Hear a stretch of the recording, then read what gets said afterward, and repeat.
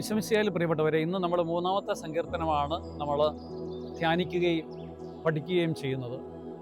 കർത്താവ് എന്നെ പരിപാലിക്കുന്നു, അല്ലെങ്കിൽ അപകടത്തിൽ ആശ്രയം എന്നുള്ള തലക്കെട്ടാണ്. 8 വചനങ്ങൾ മാത്രമാണ് ഈ സങ്കീർത്തനത്തിലുള്ളത്. ദാവീദിന്റെ സങ്കീർത്തനം എന്ന വിധത്തിൽ നമുക്ക് പറയാൻ പറ്റും. തൻ്റെ മകനായിട്ടുള്ള അബസലോമിൽ നിന്ന് അവൻ പലായനം ചെയ്തപ്പോൾ എന്ന ശീർഷകത്തോടു കൂടിയുള്ള ആദ്യത്തെ ഒരു സങ്കീർത്തനമാണിത്.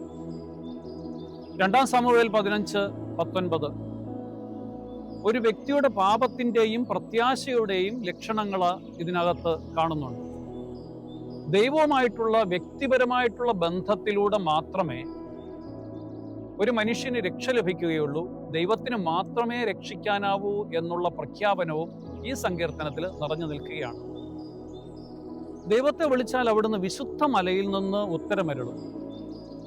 രാത്രിയും പകലും ദൈവം നിരന്തരം പ്രവർത്തിക്കുന്നത് പോലെ ക്ലേശവും സമാശ്വാസവും ദൈവമാണ് നൽകുന്നത്.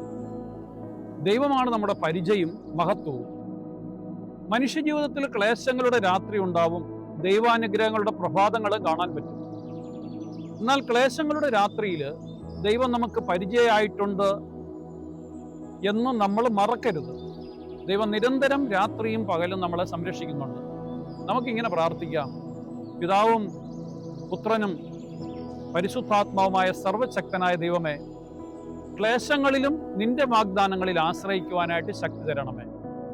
നിന്റെ പുത്രനിലൂടെ നൽകിയ രക്ഷാകര ശക്തി ഞങ്ങളെ വേർതിരിക്കാതിരിക്കട്ടെ. ഞങ്ങളുടെ എല്ലാ വിഷമതകളും നിന്റെ തിരുക്കുമാരൻ്റെ മുൻപിൽ ഞങ്ങൾ സമർപ്പിക്കുന്നു. ഇന്നത്തെ ദിവസം നമുക്ക് പ്രാർത്ഥിക്കാം ദൈവത്തിൻ്റെ വലിയ ശക്തിക്ക് വേണ്ടിയിട്ടും കരുണയ്ക്ക് വേണ്ടിയിട്ടും. ആമേൻ.